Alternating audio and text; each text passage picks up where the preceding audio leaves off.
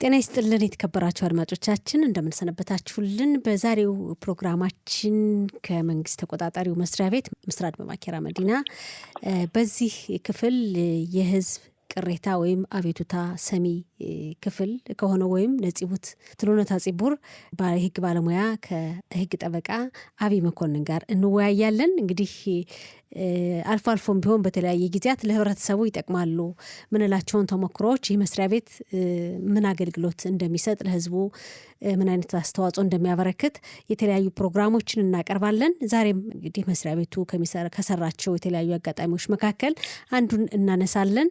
የህግ ጠበቃ አብይ መኮንን ስልክ መስመራችን ላይ ይገኛል። ጤና ይስጥልን አብይ፣ እንደምን አለ? ጤና ይስጥልኝ ወርቅነሽ። ጤና ይስጥልኝ አድማጮች፣ እናመሰግናለን። እንግዲህ የእናንተ መስሪያ ቤት በመንግስት መስሪያ ቤቶች ተቆጣጣሪ ወይም ምስራድ በማኬራ መዲና በዚህ መስሪያ ቤት ስር አንድ ክፍል ነው።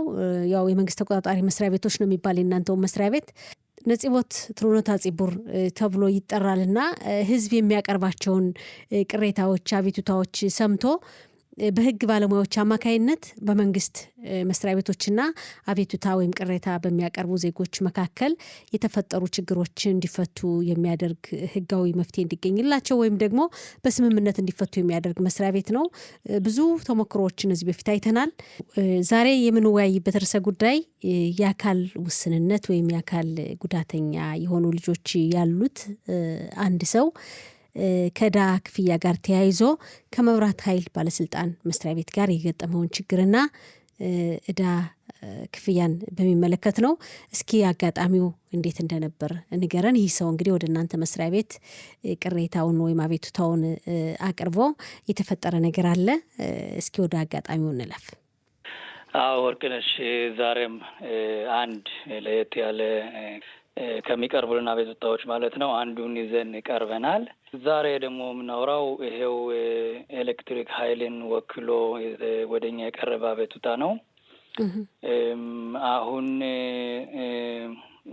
ባለ ሰውየው ማለት ነው አንድ ግል ህብረተሰብ በቤቱ በሚጠቀምበት ኤሌክትሪክ ኃይል በቃ ዕዳ እየተባዛበት የመክፈል ችሎታ አጥቶ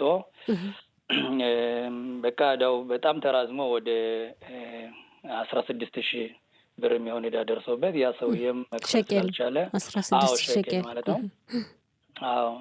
ወደኛ ቀርቦ እነሱም ኤሌክትሪክ ኃይሉም እንግዲህ ዕዳውን ማትከፍል ከሆነ ልንቆርጠው ነው የቤቱን ኤሌክትሪክ ልንቆርጠው ነው እያሉ በሌላ በህግ መሰረት ማለት ነው ሊቆርጡበት እያሰቡ ነበር። አሁን ያ ሰውዬ እንዳጋጣሚ 2 አካለ ጉዳት ያሉ ልጆች አሉትኝ። በዛም ምክንያት ቢቷህ ሎሚ ይረዳቸዋል። ቢቷህ ሎሚ እርዳታ ይቀበላሉ።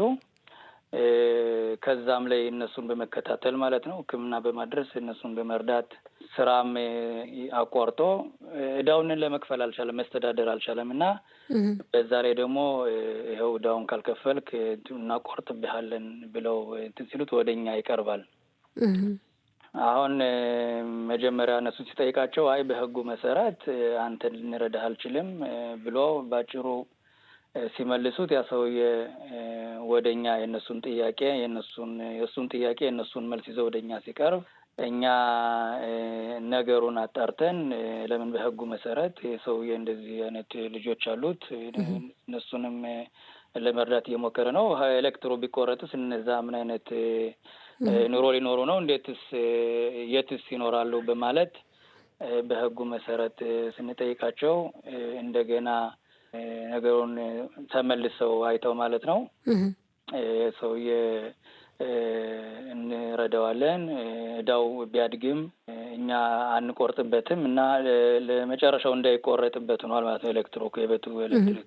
ከዛም ላይ እኛም ይሄንን ሰውዬ እንዴት አድርጋችሁ ነው የምትረዱት? ዕዳውም ሊያድግ ይችላል፣ ለወደፊቱ ምን አይነት እርዳታ ልሰጡት ትችላላችሁ ስንላቸው የሆነ እነሱ ማለት ነው ኤሌክትሪክ ኃይል ያቋቋሙት ድርጅት አለ። ያ ድርጅት በጣም እንደዚህ ችግር ያለባቸው ሰዎች እንደዚህ አይነት ማለት ነው። ወይም ቢተዋህሎሚ የሚረዱ ሰዎች ወይም ሌላ ከባድ ችግር ኑሯቸው ያንን ወክሎም መክፈል የማይችሉ ሰዎች ከሆኑ የመክፈል አቅም የሌላቸው ሰዎች ማለት ነው። ያው አቅም የሌላቸው ጥረት ያለባቸው አዎ ወደ እነሱ አቅርቦ ማለት ነው።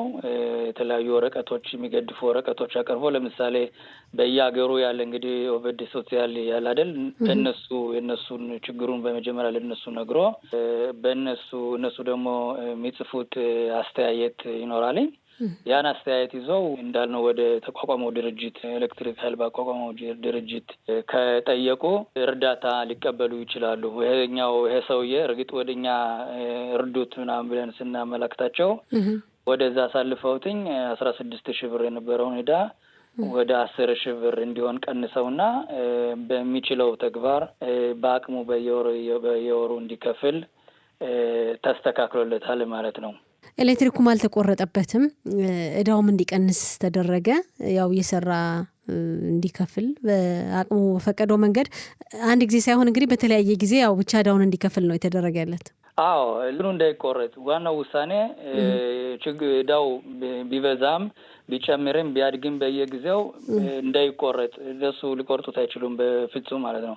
ሁለተኛው ደረጃ ደግሞ እሱ አቅሙን ከስራው ሲመለስ ወይም በሚሰራበት አቅም ቀነስ ባለ ክፍያ በየወቅቱ እንዲከፍልና እዳውን የተረፈውን ዕቃ ከተቀነሰለት በኋላ 10,000 ብር ነው የቀረው እሱን እንዲከፍል አድርገናል ማለት ነው።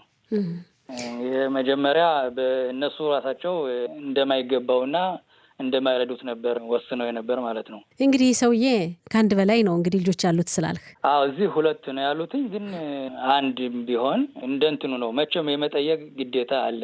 ዋናው ጠይቆ ይገባኛል አይገባኝም ምን ማድረግ ይችላለሁ ብሎ ከጠየቁ በኋላ እርግጥ መልሱ አይገባህም የሚል ከሆነ ራሱ ወደኛ መጥቶ መጠየቅ ይቻላል። ይሄ ራሱ ይሄ ሰውዬ ማለት ነው የምናወራው ሰውዬ የምናነሳው ሰውዬ በዛ እነሱ በሰጡት መልስ አቆመ ቢሆን የተቀበለውን እርዳታ መቀበል አይቀበልም ነበር እና ማንኛውም ይሆናል ሳይል ሁሉም የኛ ድርጅትም ዝግጁት ነው።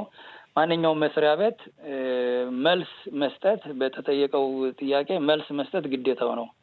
መልስ ካልተሰጠ ደግሞ በማንኛውም ጥያቄ የሆነ ህብረተሰብ ጠይቆ ማለት ነው የመንግስት መስሪያ ቤት በቂ መልስ ካልተቀበለ ወደኛ ያን መልሱን ይዞ መምጣት ይችላል። በህጉ መሰረት ነው የመለሱልኝ ወይስ ህጉ ሌላ ይፈቅድልኛል ብሎ የሚባል ጥያቄዎችንም ማቅረብ ይቻላል በእኛ ማለት ነው። እነሱም ደግሞ መልስ መስጠት ግዴታቸው ነው። እንግዲህ ያው ዛሬ ያየነው አጋጣሚ የመብራት ኃይል ባለስልጣን መስሪያ ቤት ይህን ሰውዬ እንዲከፍል እዳ ስለሆነ ተጠቅሟል፣ መክፈል አለበት። ያው እንግዲህ ሰውዬው በራሱ ችግር ምክንያት ነው እዳውን ያልከፈለው፣ ግን ያው ምክንያት ነበረው። መስሪያ ቤቱ ምክንያቱን ሲያቀርብ አይዳህ ነው መክፈል አለብህ ብሎት ነበር። እንግዲህ ወደ እናንተ መስሪያ ቤት መምጣት እንደሚቻል ስላወቀ ነው የእናንተ መስሪያ ቤት ጣልቃ ገብቶ እንዲያግዘው ወደ እናንተ የመጣው። አሁን ባልከው መንገድ ችግሩ ተቀንሶለታል። በተለይ ደግሞ መብራት አገልግሎቱ ኤሌክትሪክ አለመቋረጡ ትልቅ ነገር ነው። ልጆች አሉት፣ አካል ጉዳተኛ ልጆች፣ ቢቋረጥ ያው ለልጆችም አስቸጋሪ ስለሆነ እንግዲህ በህግ መንገድ ታይቷል ጉዳቱ ምን አይነት ጉዳት እንደነበር። ይሄን ሀሳብ አንስተን የምንወያይበት አጋጣሚውን የምናነሳበት ምክንያት ምናልባት የተለያዩ ሰዎች የተለያየ ችግር ይኖርባቸው ይሆናል እና ይሄ መስሪያ ቤቱ ወስኗል ክፈሉ ብሎኛል፣ ያው ከፍላለሁ እዳ ነው፣ ወይ እንደዚህ አይቻልም ብሎኛል አይቻልም ብለው ሰዎች እጅግራቸውን አጣጥፈው የተወሰነላቸውን ውሳኔ ይዘው ቁጭ እንዳይሉ ነው እና አላማው። ምን መልእክት ታስተላልፋለህ አንተ? አዎ ትክክል ነሽ። አንዳንድ ጊዜ በኛ ህብረተሰብ ላይ ራሱ ሐኪም ቤትም ቢሆን አንድ ሐኪም ቤት የሆነ ውሳኔ የተሰጠ እንግዲህ እሱ ወስኗል ይሄን ነው ማድረግ የሚል እንትን አለን። ዛሬ ጊዜ ሐኪም ቤትም ቢሆን ሌላ አስተያየት መቀበል ያለ ነው። አንዱ ሐኪም እንደዚህ ቢያስብ ሌላ ሐኪም ሌላ አስተያየት ሊኖረው ይችላል እና አሁንም ጠይቆ ማንኛውንም መስሪያ ቤት እኛ ያልጠበቅነው መልስ ከተቀበልነ ወይም ሌላ ሰዎች አንዳንድ ጊዜ ደግሞ አንድ ሰው እንደዚህ ተወስኖለት ተቀብሎ ሌላ ሰው ላይ ይቀበል ይችላል እና በዛ ላይ መቼም መልሱን ካልተስማማንበት እኛ እንዳሰብነው የሆነ መልስ ካልተቀበልነ እርግጥ አዙሮ እኛን መጠየቅ ይቻላል እና በጥያቄ አንጎዳም። ከጠየቅን ቢሆንም ዳግመ ወደኛ ቀርበውም በእነሱ በህጉ መሰረት ነው የሰሩና ሌላ መልስ ባይኖርንም መጠየቁ ቀላል ስለሆነ መጠየቁ ጥሩ ነው። ለማንኛውም ያው ጉዳት የለውም። ከተቻለ ይስተካከላል። ካልሆነም ጠይቆ ማየቱ በጣም ጥሩ ነው፣ ወሳኝ ነው። በጣም በጣም እና ደግሞ በብዙ ነገሮች እኛ የሚቀርበው ነገር አብዛኛውን እኛ የምናስተካክለው መጀመሪያ እንግዲህ መጀመሪያ እንዳወራን በድሮው ወደ እኛ ስለኛ ፕሮግራም ስናወራ ስለኛ ስራ ማለት ነው ሌላውን ድርጅት መጠየቅ አለባችሁ መጀመሪያ ብለናል። ያኛውን ድርጅት ተጠይቆ ወይም በቂ መልስ ካልተቀበልነ ወይም በህጉ መሰረት እንትን ካላለ ነው ከዛም በኋላ ነው ወደኛ መስሪያ ቤት የሚመጣ ማለት ነው። እና በዛን ላይ አብዛኛውን የሚመጡትኝ እንግዲህ መስሪያ ቤቶች አይገባችሁም ወይም በህጉ መሰረት በህጉ ነው በህጉ ነው የምንሰራ በህጉ መሰረት ነው የምንሰራ የሚል መልስ ሲቀበሉ ነው። ግን አብዛኛውን እኛ ወደኛ የሚመጣውን ደግሞ እንቀይረዋለን ማለት ነው። እና ይሳሳታሉ በብዙ መስሪያ ቤቶች ማለት ነው። አዎ እንግዲህ ለምሳሌ ዛሬ የተነጋገርንበት የመብራት ኃይል ነው።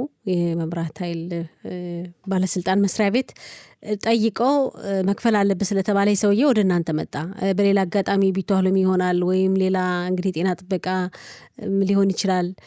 መጀመሪያ ጠይቆ መልሱ መቀበል አለበት ያ ሰው። መልሱ አይቻልም ከተባለ እስኪ ይሄን ነገር የእናንተ መስሪያ ቤት እንግዲህ የመንግስት ተቆጣጣሪ መስሪያ ቤቱ አነጋግሬ ልየው ጣልቃ ገብቶ የሚያግዘኝ ከሆነ ብለው ያን ውሳኔ ይዘው ነው መምጣት ያለባቸው ነው። አዎ አንዳንድ ጊዜም መልሱ ትክክል ሊሆን ይችላል በህጉ መሰረት። ግን ይሄውን የምንነጋገርበት ምሳሌ ይሄው እንዴት አድርጌ ነው የምከፍለው? ልጆችንስ እንዴት አስተዳድራለሁ? አሁን ኤሌክትሪኩ አገልግሎት ቢቋረጥ ማለት ነው እና እንዴት አድርጌ ልጆችን አስተዳድራለሁ በሚል በሚጨነቅበት ጊዜ ወደኛ ሲቀርብ ይሄው እንዴት እናንተስ ምን አይነት መፍትሄ ትሰጡታላችሁ? እንዴት ልታቋርጡበት አሰባችሁ?